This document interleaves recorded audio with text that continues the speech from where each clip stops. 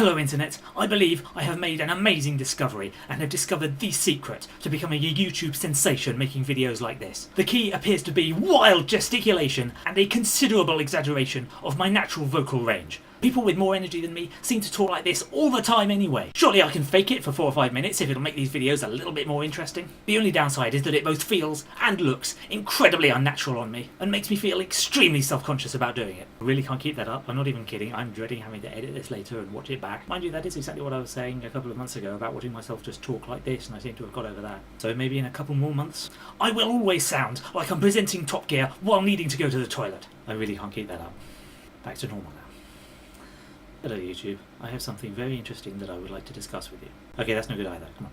Happy medium, okay. The internet got all excited this past week when a couple were thrown out of a pub for kissing each other. The reason the internet got all excited was because they were 2 guys on a first date, and it was thought that the fact that they were gay was why their public display of affection was enough to get them thrown out. One of the guys tweeted about it and it all blew up, as these things tend to do. 2 days later, several hundred people turn up en masse at this pub to stage a sort of protest with the intent of organising as much simultaneous same-sex saliva swapping as possible. Unfortunately, the pub decided to shut down early that day, possibly just because somebody working there understands the internet and realises the possibility of the hordes of Twitter congregating like this. There's some pictures and video available of the crowds outside, and I'm not sure I'd want hundreds of those people all trying to barge into any business of mine, even if they did all mean well. Any group that size, there's going to be a couple of people who take it too far, and there's likely to be a few things that just get broken in the chaos. I've just realised I seem to be listing a bit. I'm pretty sure it's only the camera and I'm not actually lopsided. Is that better?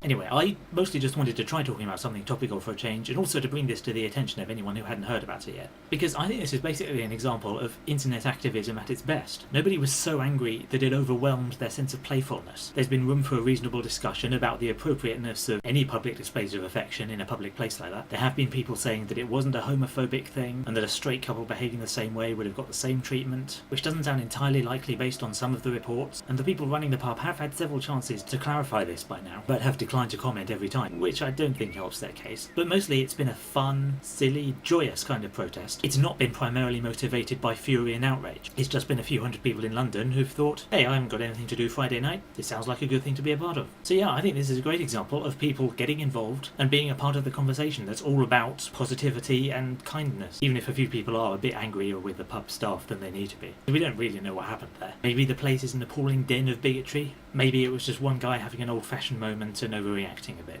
And anyway, the important thing is that at least somebody's thinking of the lesbians in all this.